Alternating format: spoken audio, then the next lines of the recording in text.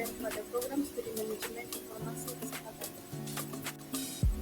Secara umum, telemedicine ialah layanan kesehatan yang diberikan dengan memanfaatkan teknologi informasi dan komunikasi yang digabungkan dengan pertukaran medis, mulai dari konsultasi, diagnosa, serta tindakan medis, serta pertukaran data medis dan diskusi ilmiah tanpa terbatas, ruang, atau dilakukan dari jarak jauh.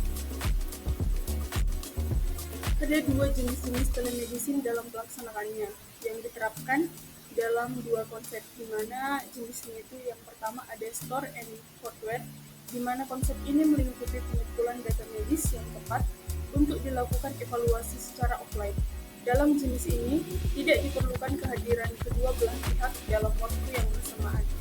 Kemudian yang kedua ada real time, di mana ini penggunaan telepon, ataupun yang lebih kompleks seperti pemakaian robot bedah merupakan salah satu bentuk sederhana dari telemedicine secara real time.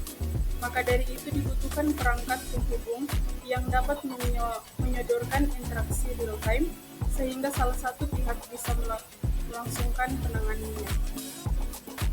e-health merupakan aplikasi layanan kesehatan dan pemberian informasi kesehatan yang dikirimkan melalui jaringan internet dan teknologi terkait.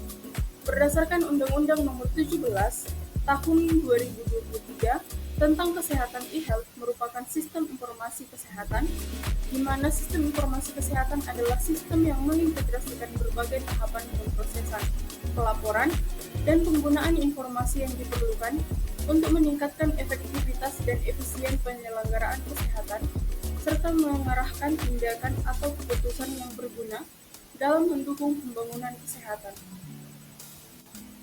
Dampak EHR ataupun dampak Electronic Health Record dalam pelayanan kesehatan ada dua, yaitu dampak positif, kemudian ada dampak negatifnya. Di mana dampak positifnya adalah meningkatkan kecepatan dalam pengambilan keputusan klinis, kemudian peningkatan efisiensi kerja, kemudian dokter dapat menyelesaikan catatan mereka lebih cepat. Namun ada dampak negatifnya, yaitu tenaga medis mengambil informasi di Electronic Health Record ini terasa sulit dan memakan waktu lebih lama dari yang diharapkan. Kemudian keterlambatan sistem, kemudian kualitas data, dan penggunaan kembali data.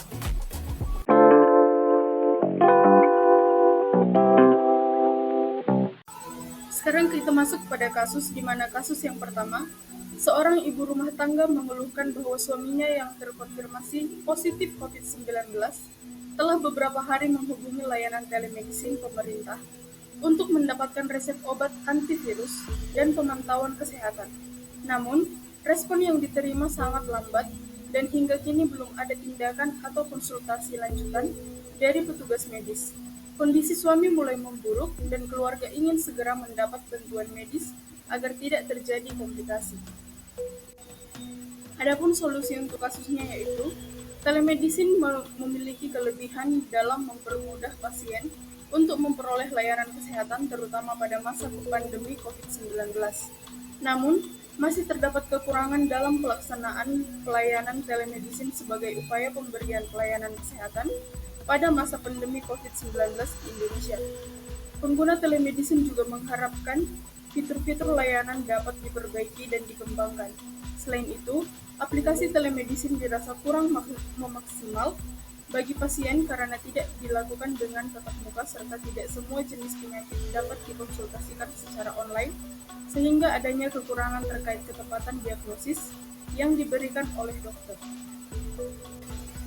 Kasus yang kedua, seorang pasien hipertensi kronis mengeluhkan sulit mendapat respon saat menghubungi layanan telekonsultasi di puskesmas digital.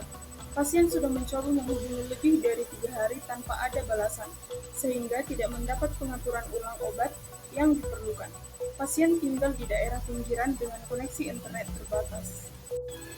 Adapun solusi untuk kasus tersebut adalah informasi manajemen hipertensi, alarm pengingat minum obat, pengingat jadwal konsultasi, dan pencatatan riwayat tekanan darah.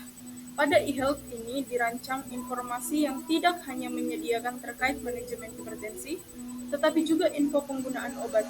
Selain itu, Menambah keputusan pasien, diharapkan pasien juga memiliki pengetahuan terkait obat yang dikonsumsinya.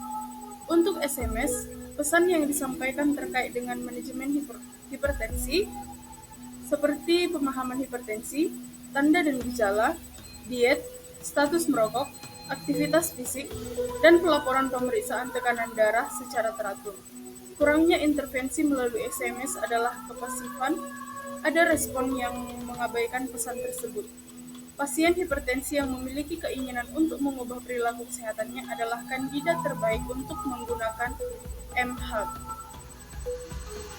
Kasus yang terakhir, seorang pasien diabetes tipe 2 mengeluhkan bahwa selama menggunakan layanan telemedicine untuk konsultasi dan edukasi pengolahan gula darah, informasi yang diberikan kurang lengkap dan respons dari penyedia layanan sangat lambat. Pasien merasa cemas karena tidak mendapat bimbingan pengaturan pola makan dan obat secara tepat.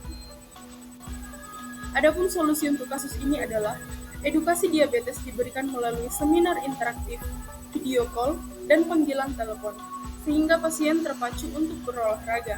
Pendekatan telehealth dalam pengelolaan diabetes mellitus ini didasarkan pada teori perilaku kesehatan, seperti Health Belief Model atau HMB, yang menekankan pentingnya persepsi pasien terhadap manfaat, hambatan, dan ancaman penyakit dalam memengaruhi tindakan kesehatan mereka. Dengan memanfaatkan telehealth, pasien dapat menerima penguatan edukasi tentang pentingnya pemantauan gula darah dan dampaknya terhadap komplikasi jangka panjang, sehingga meningkatkan persepsi manfaat dan menurunkan persepsi hambatan. Sampai di sini dulu untuk pertemuan kita pada kali ini. Terima kasih.